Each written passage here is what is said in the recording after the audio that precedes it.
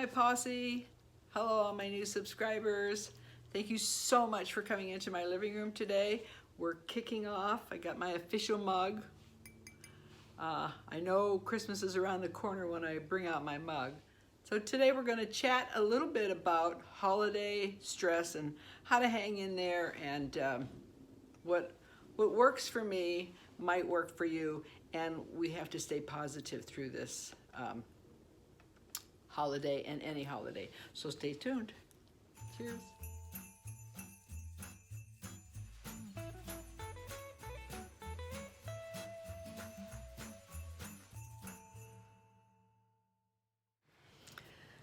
So before we begin, I just want to thank all my new subscribers who have joined my channel and joined my posse. I don't know what I would do without you. I so appreciate you. I have gotten so many wonderful comments from you. I'm just thrilled to pieces to have you here. And if you're new to my channel and you would like to subscribe, hit the subscribe button and hit the little bell to get all my notifications and all my upcoming videos. But for those of you that are here, I just wanted to pop in here. I'm doing an in-between one take and another take. So I'm gonna pop this in here because I didn't think I thanked you, and I really, really, really thank you for coming into my home today. So let's get to the program. So yes, well, this week is Thanksgiving, and this is a kickoff to our holiday season. Now, you know, holidays are always supposed to be fun and full of family traditions and full of family and full of getting together with friends and full of Santa Claus and full of just merriment and wonderment. And that's the way holidays are portrayed. They're drummed into our heads from the time we can remember. We get it on the radio, we hear Christmas music in October, and you know, we're getting ourselves pumped up for the happy time of year. And sometimes, you know, our expectations of what the holidays are supposed to be like are not exactly how they end up in our brain all scrambled up. I was telling a friend today, I mean, I'm busy myself too. I know I'm retired, but I'm busy. But I'm so far behind, I think I'm first. And I think it's because we're going away this holiday. So we're kind of starting a tradition of taking off for Thanksgiving. I'm usually always the one that cooks, and my daughters cooked here and there, but usually it falls back on me, which is fine, but I hate cooking Thanksgiving dinner. I hate the synchronization of all the turkey with all the side, I don't know, and I don't like turkey. So that's another thing that's bad for me at Thanksgiving. But anyway, I'm getting sidetracked. But it's supposed to be the kickoff of family and fun times. And somehow, you know, between our work schedules, you know, we throw in our work schedules now because both the husband and the wives work. So all these traditions that we once had when we were kids seems to, you try to hang on to them, but they get nerve-wracking because we're trying to fit them in between our work schedule and our sports for the kids, sports activities and various things, and you know, and we're still trying to be the merriment of the holidays when we're rushed, and something in our head is just going crazy, you know. So I think our expectations of the holidays, we need to take a step back and realize that maybe, you know, they're not going to be what your expectations are, maybe what you had as a child. And I know some of us are trying to still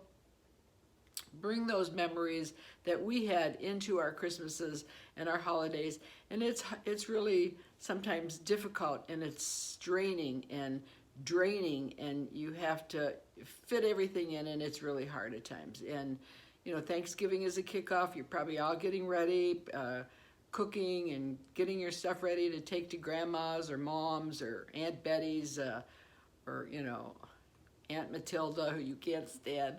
But you're gonna go and you're gonna make the best of it, and you got your clothes all up, and you know, maybe you know, you had to sneak in a mani or a petty, and you know, you're just all a tither. And it's just, you need to you need to take a step back, breathe, and really realize what family traditions are about. You know, I was talking to my friend on here, Mary Reed. Hi, Mary. Oh, and hi, Linda. But Mary Reed, we were chatting about our holidays past and how the memories flood us as kids, and we remember so many glorious things which seemed so simple back then.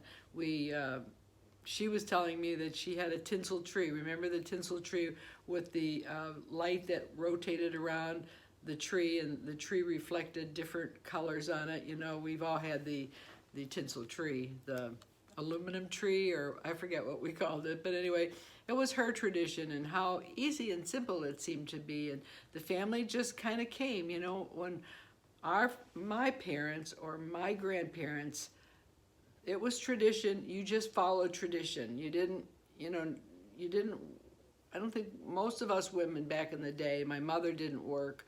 My grandmother certainly didn't work. So that's all that they had to do, was just plan dinners and get families together. And families went. I mean, when my dad had Thanksgiving and he said, be at the house at 5 o'clock, you better be there. I mean, you better be there. Or my mother would give us one of these for 2 hours.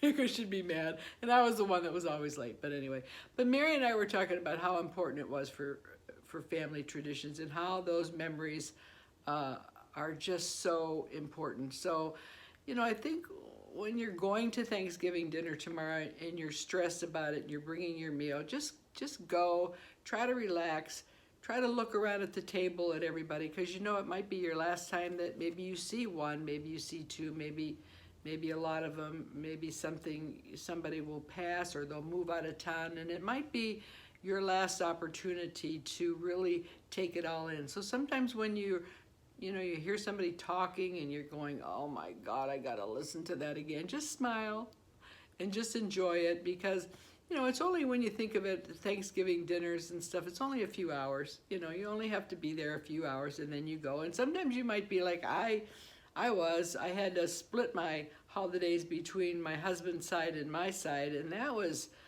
pretty tricky.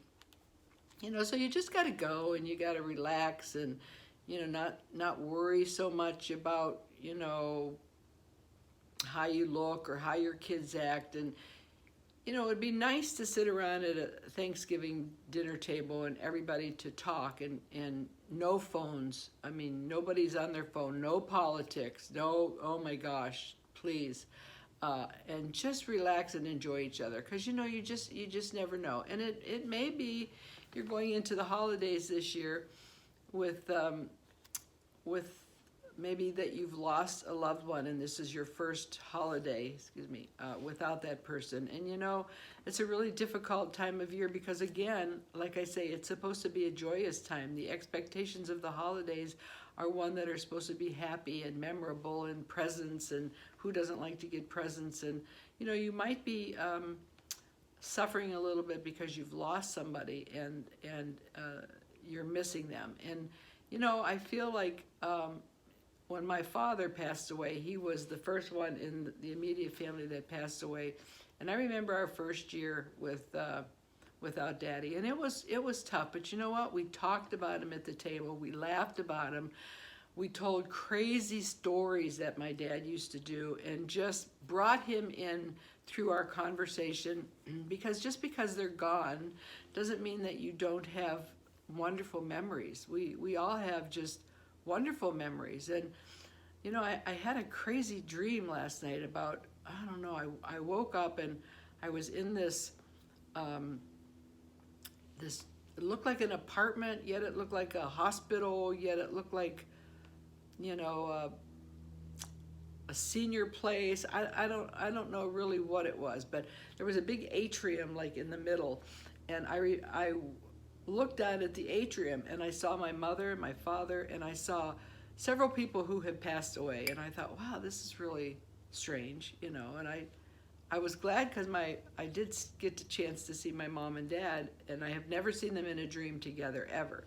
So I was talking to my mom, and I said to my mom, what are you doing here? And she said, oh, I'm just here, you know, visiting. And I said, well, who are all those people down there? There were people walking around, and she saw there are people that haven't crossed over yet, and your dad and I are just here to take some back home. And I thought, wow, you know, it was just like a crazy dream to me. And my mother and I in the dream were talking about holidays and various things like that, you know, and I said to her, I said, gosh, Mom, I remember, you know, this, and I remember that, and we, like in my dream, we were talking about it, and yet all these people were walking around this atrium down there, and I had to go to the bathroom, and I didn't want to get up because I didn't want to miss out on the dream, but I did, and of course I didn't go back and finish the dream.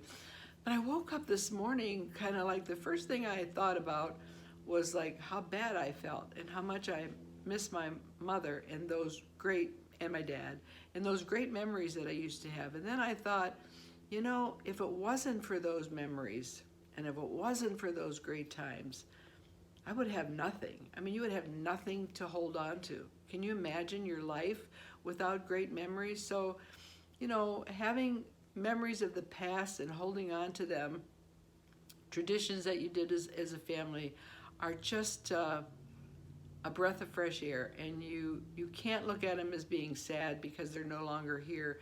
You have to look at them like they molded you. They made you into the person that you are today. They helped you maybe rear your kids into who they are today. And you have to really hold on to memories and traditions. And by all means, if someone has passed, I know it's tough the first year, but you've got to talk about them. You've got to, you know, include them in your conversation. You're not crazy if you do. And bring their memories with you at every holiday season. And especially, I think the Thanksgiving and the holidays for those losses are the toughest. And we have to get through them. And I think with support and love and keeping up tradition, I think we can all get through them. And you know, and you gotta remember that, you know, the expectations that you have and that you feel for the holidays are happiness, are gratefulness, are pleasing other people by giving them gifts, by receiving some gifts yourself. You know, I still like to receive gifts, but I do like to give more than I receive. But just, you know, kind of sit back and take some time and enjoy what you have and what you have to look forward to for this holiday season. And by all means, you know, make time for yourself during this time. It's just I think with the working situations and trying to make money and trying to buy your kids or your grandkids, you know, fancy things that you think they want, which they probably won't even remember when they're older. And I've told this story at my last Christmas stress holiday talk that we had, which I'll link below.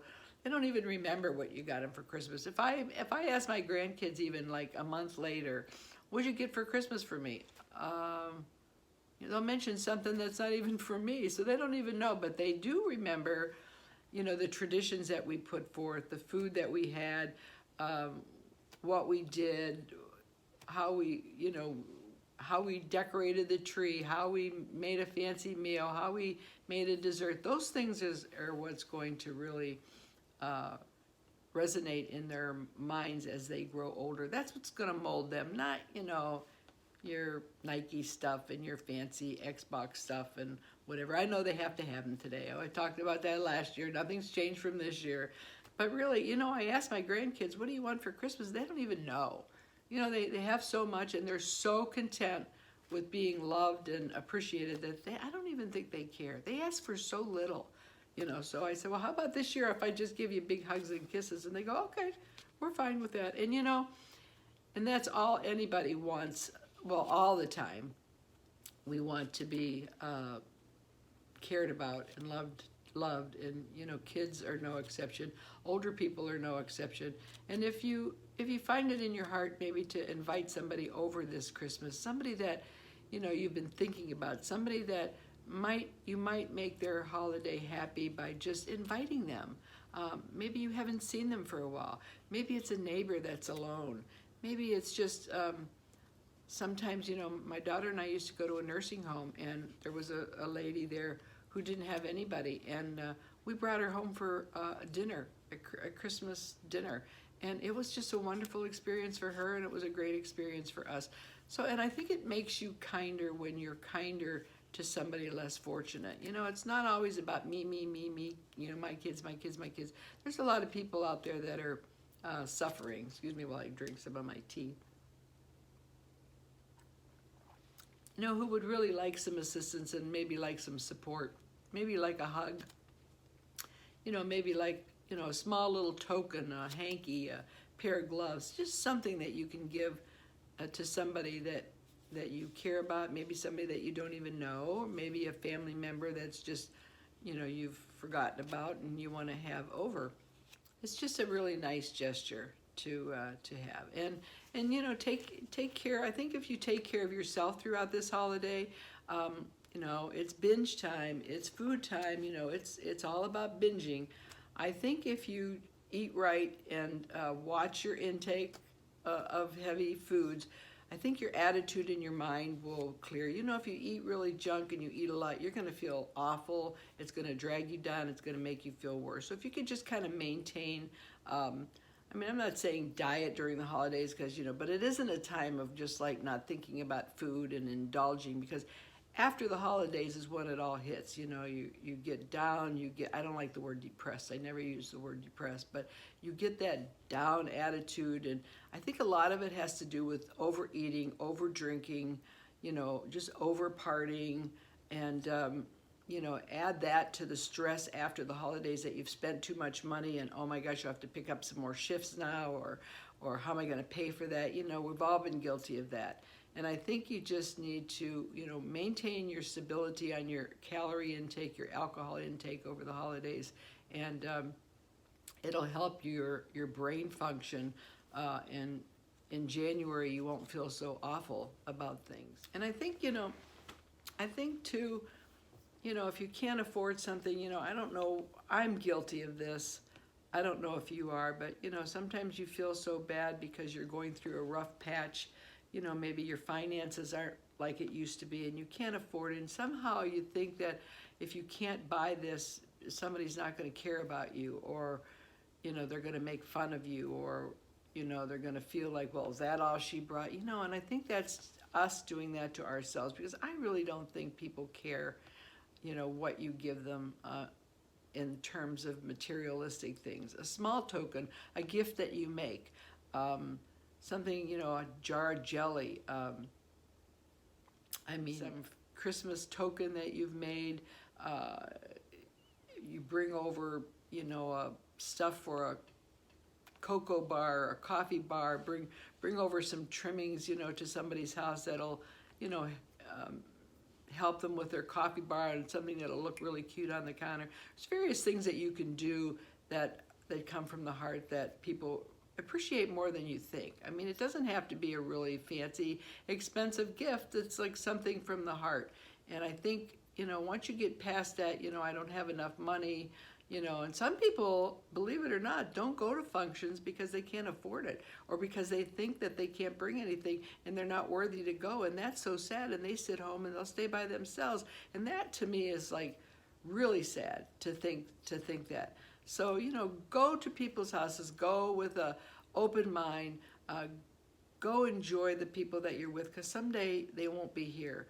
I mean, my family get-togethers were a pain back in the day, and I remember like, oh, you know, we got to get dressed up, we got to go, I got 2 little kids to cart, you know, we're going to have so-and-so there, and I'm going to be like, oh my gosh, and my mother was belly aching about this or belly aching about that, and I'd be like, and we'd be like, and then, you know, as the years pass and we didn't get together so much, and now, of course, everybody's gone, and my kids are all out of town. I have my daughter here and my grandchildren, which I am so blessed for.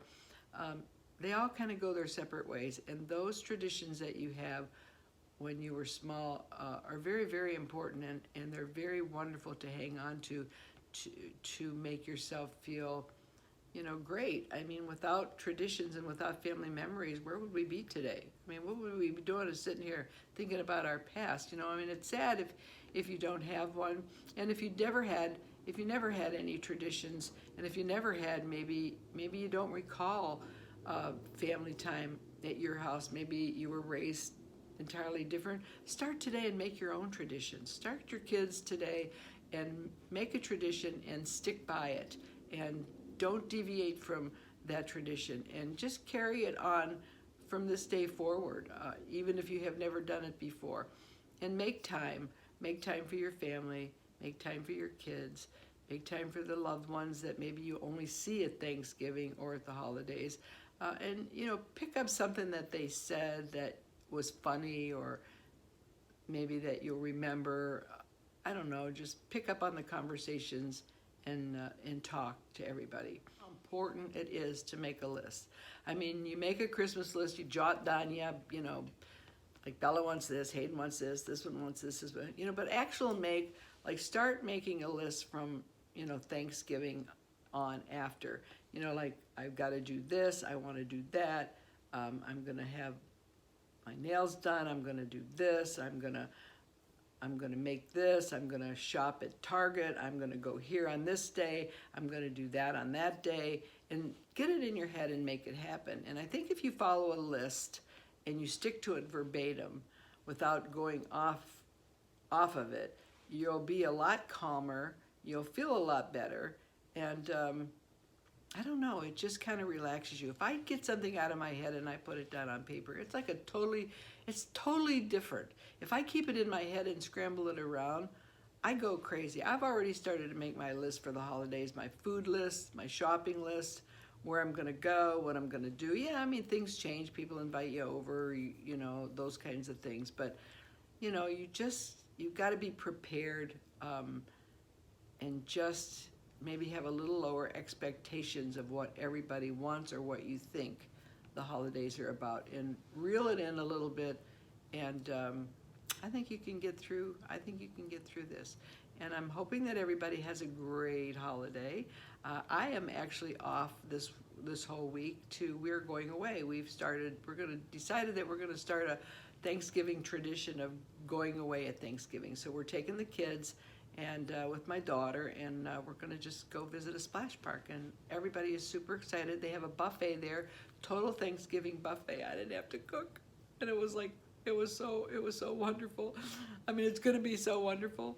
And so real excited about going away and just relaxing, and we're gonna have like no technology for a day or so and see how that goes, and just do family time. And I'm really looking forward to it, and cherishing those memories that we're going to make. So I hope you make some new memories this year, and I hope you stay calm, and I hope that if you're in a position where you can go away, that would be wonderful.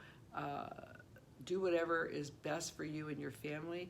Try not to be overstressed, try not to be overworked, try not to overspend, because January will be here before you know it, and you'll all be going, oh, why did I do that? So enjoy your holidays, eat well, don't forget to, you know, exercise a little bit, get that in, make some me time, because without me time, you know, if you're stressed, the whole family's going to be stressed. And enjoy everybody that you come in contact with, be kind to them, you know, because we never know what's in store for tomorrow. So we want to enjoy everybody that we can today. I know I do. I just do. I'm just positive about going into every holiday, and I feel so blessed, and I wish the same for you. So until next week, happy holiday. Enjoy your turkey. Enjoy your family.